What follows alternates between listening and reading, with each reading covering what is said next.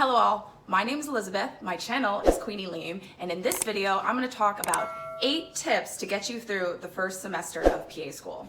Also, I'll include some details about my PA school specifically, and just a quick note that this video is specifically about tips that got me through my first semester of PA school. Also, I'm really sorry I'm a couple of months late, but PA school has been PA school, and at the very least, I wanted to make sure that I uploaded this before uploading my video on my second semester, which I just completed, so be on the lookout for that. Yeah, it was difficult, but I'm here. So first, let's start with a little background about my program. So my program is 28 months in duration, and that is broken into 7 semesters with about a 2-week break between each semester, and we do have summer semesters. In regards to how many classes I took this semester, I took 5, but because one of those classes was clinical medicine, that's broken down into 4 classes, so I actually took 8 classes this semester. Those 8 classes were anatomy, physiology, patient interviewing, pharmacology, clinical medicine, which includes dermatology, rheumatology, oral health, and psychiatry. And also my program was entirely through Zoom. So if you're interested in hearing what Zoom was like, just put a comment in the comment section below. Maybe I'll make a video on it, but I want to know what you guys think. Really quickly, before we get any farther, you're gonna see buttons on my teeth because I have aligners. So if you're wondering what the metal is that you're seeing occasionally when I make like facial gestures, that's what that is. Okay, continuing on. As everyone says, PA school is in fact like drinking from a fire hose. I would 100% agree with that. So it is hard, and I think in some ways it can be more difficult. I think it was probably more difficult to do it over Zoom than it would be to do it in person, but everyone's got different opinions on that. So if you're interested in a video about Zoom, just let me know. So here are my 8 tips on how to survive the first semester of PA school. Number 1, I would say if you have the opportunity to have an upperclassman as a mentor, definitely talk to them about their study methods, what they'd recommend, different tips for different classes, because for every class, you are gonna have to figure out a different study method, and there might be some way that other students have already figured out is more efficient. Not might, there definitely is, because people have gotten through this course before and they figured it out. So definitely use your upperclassmen as a resource, especially if they're already given to you as a resource by connecting you with a mentor. Okay, number 2, learn how to prioritize the information that you are given. So what I mean by this is that you're given what the professor tells you. He's gonna tell you notes while he's going through his PowerPoint. Write all of that stuff down because that is what he thinks is the most important. You're gonna get a lot of slides. For some of my classes, I'll have like 500 slides.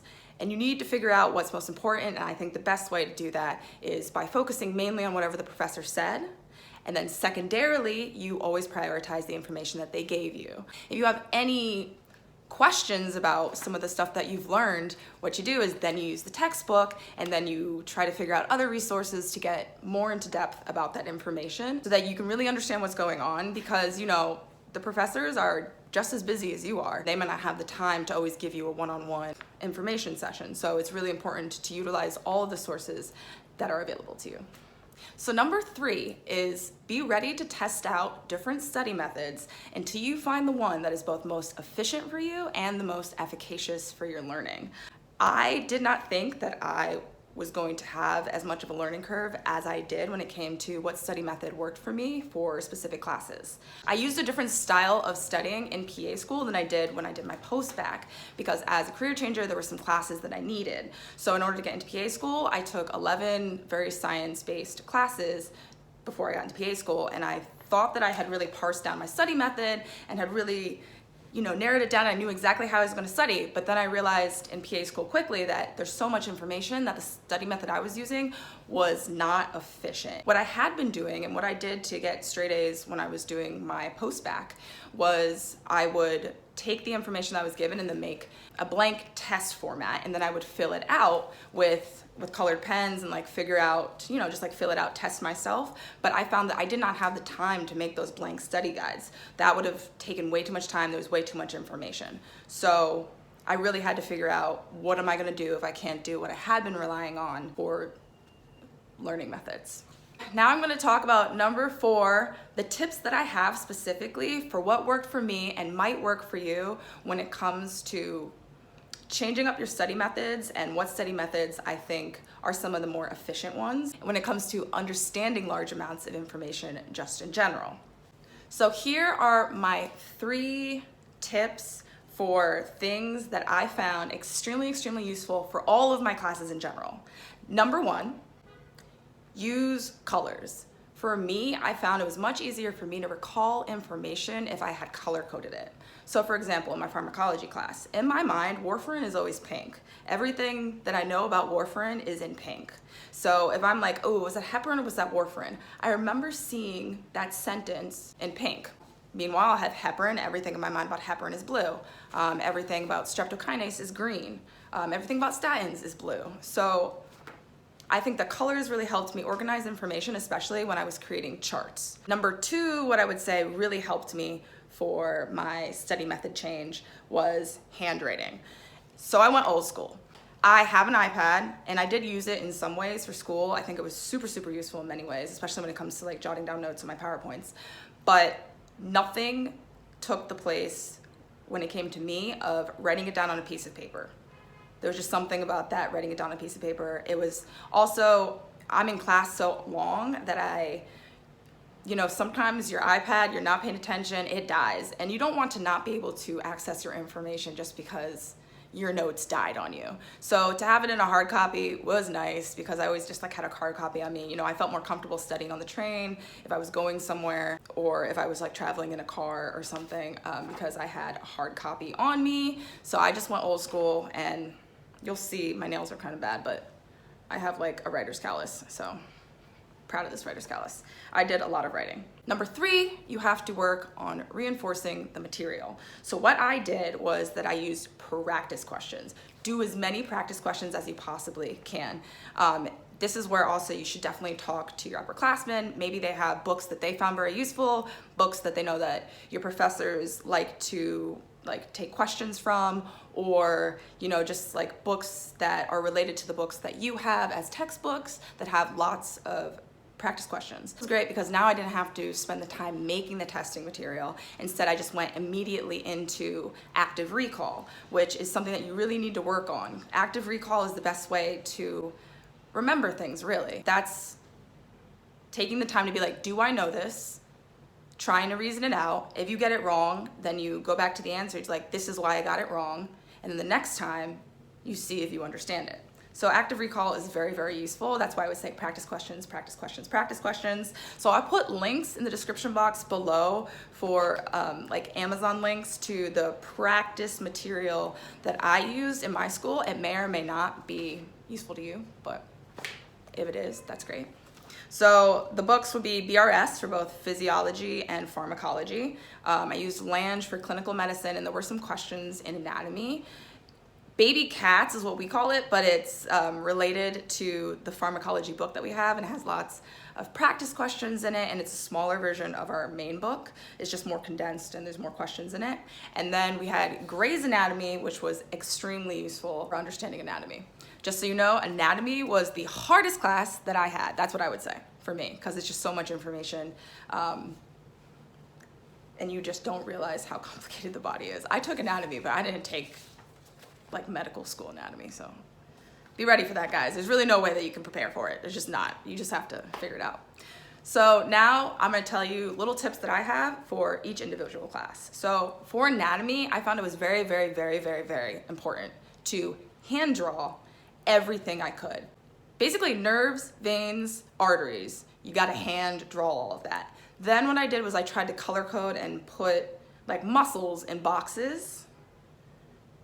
And that's like really the only thing that worked for me, and then practice questions. Then for pharmacology, I used memory anchors through the online website Osmosis. They had like a lot of good little like pictures for you to remember things, and you're on the test and you're like, oh, I know that ACE inhibitors are not good for pregnant women because I saw a pregnant woman coming down the ski slope very clumsily on that one video right next to the ACE of spades. So that's ACE inhibitor, pregnant woman, bad, you need some kind of memory anchor because it can be hard otherwise.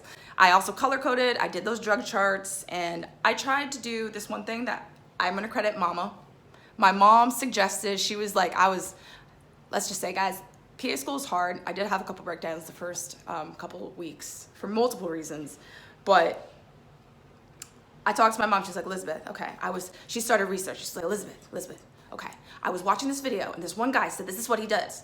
He takes his entire lecture and he puts it on one sheet of paper. I was like, tell me more. She's like, yeah, he puts all of the most important stuff on one sheet of paper and then he refers back to it when he's doing practice questions. I'm like, that's insanely smart. Okay, let's do that. So I started doing that, and that really changed the game up for me, especially when it came to pharmacology. So now I have a single piece of paper that has as much as I can possibly understand about lipid-lowering drugs or hypertension or angina. Also, so physiology, I would go into that lecture, I would take the PowerPoint, and I would actually handwrite everything out that was given to me in the PowerPoint, and I would color code it. I put all little charts, and then I tried to explain to myself what I had drawn after I had drawn it, and then I did practice questions.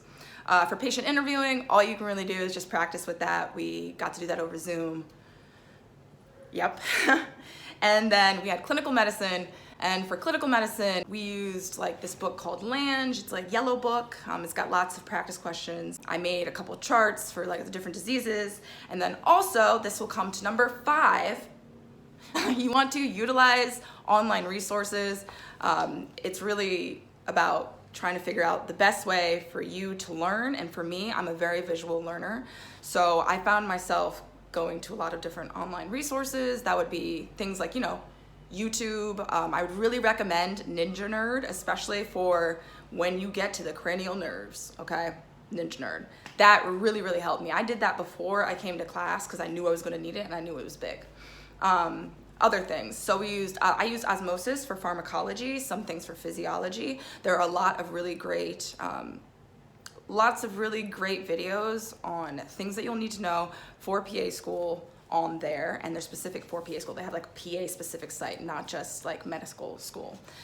So they kind of condense that and they help you digest certain things. I also used Rosh Review. They had a lot of practice questions for clinical medicine, and then I also used SmartyPance, which is also great for clinical medicine, and those are also review materials for taking your pants one day. So I think it was good for me to like prime my brain by seeing the type of questions that will be expected of me when I finally do my board certification exams. Now we're gonna go to number 6. Study, study, study, and study some more. So when I was in undergrad, I was not in a medically related field. I was studying psychology, and I was more of a person who would start studying 2 or 3 days before the exam. I wouldn't really look at the material otherwise, and I was a B+ student, and that was great. That worked for me. Looking back, I wish I had gotten better grades, just parceled it out and studied more. And then when I did my post-bac so that I could do those 11 science courses, I really changed the way I studied. I would break it down into certain days, and like I told you, I would make those study guides. But now there was so much material that I couldn't do that. So I would say the number one thing that you have to do is make a study schedule. You gotta block out time that you are studying and you just don't do anything else. So for me, those rules were I studied from 8 a.m. to 8 p.m. 7 days a week. So if I had class from 8 a.m. to 2:30, then I would take like a 30-minute break after class was over, and then I would study from 3 to 5. That was Monday. And then maybe we only had one class on Tuesday, and then I would study from 10 a.m. to 8 p.m. on Tuesday. Then on the weekends, we didn't have class, so I would study from 8 a.m. to 8 p.m. Sunday and Saturday. And I would say that spending that much time is the reason why I got the grades that I did.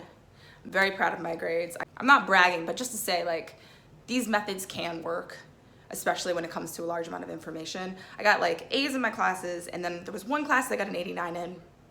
They count that as a B in my program, anything between an 80 and 89. So I got A's and B, A's and B. I would say you definitely have to make a study schedule, and then you have to stick to it. Also, other things I did was, in order to study more, I started doing meal planning. So finding ways to also save yourself time. So 7 ways to stay focused. I would highly recommend that you do the Pomodoro method, whether that's 90 minutes, 30 minutes, however much you need to study. For me, it was anywhere between 90 minutes and 2 hours I would study, and then I would take a 15 to 30 minute break. Depending on how I was feeling that day, sometimes you're just really tired, you need that 30-minute break to just like lie on the floor, look at the ceiling, meditate, watch something, call your mom, go for a walk. That was big. That was big. Pomodoro method was really helpful for me, and I would recommend it because when you're doing those large blocks of time, you want to do something to reward yourself, you know? You're doing all this, but you also have to give yourself a little bit of a reward immediately. And then we go to number 8, my biggest tip, you gotta take breaks. You have to take breaks or you're not gonna be able to do it. You're just gonna like go off into la la land. Like your brain can't pay attention for like 5 hours straight. Maybe you can, but I just don't think it's that efficient. And in PA school, you have to be efficient. Above all, guys, efficient. So it's really important to give yourself breaks, to go on walks, to get outside, to call your friends, to not be completely alone, you know, especially when you're doing Zoom. It can be a little bit claustrophobic, but you know, you work it out. I actually didn't watch any movies or TV for 4 straight months. When I was done at 8, I would call like a friend or my parents, or I would go for a walk, or I would bake, I would cook. I'd mostly just be on my phone. I'm just doing something to reward myself, read a book. I was reading a good amount of books. So yeah, find ways to reward yourself.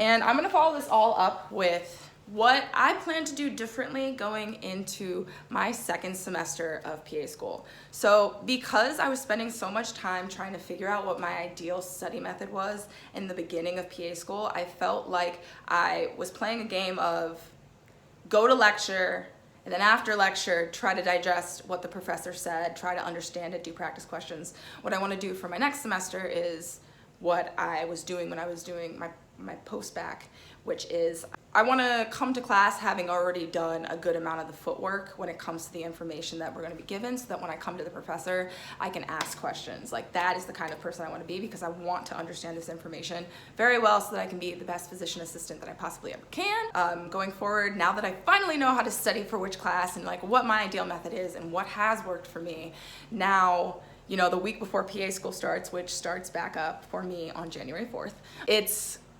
going to be better because I'm gonna be able to be like ahead of the game. I won't have to worry. And also, you know, for my 2nd semester, we have 11 courses, whereas before we had 8, because now we have, I think 6, it's either 10 or 11 classes. 6, yeah, I think it's 11, 6 Clin Med modules.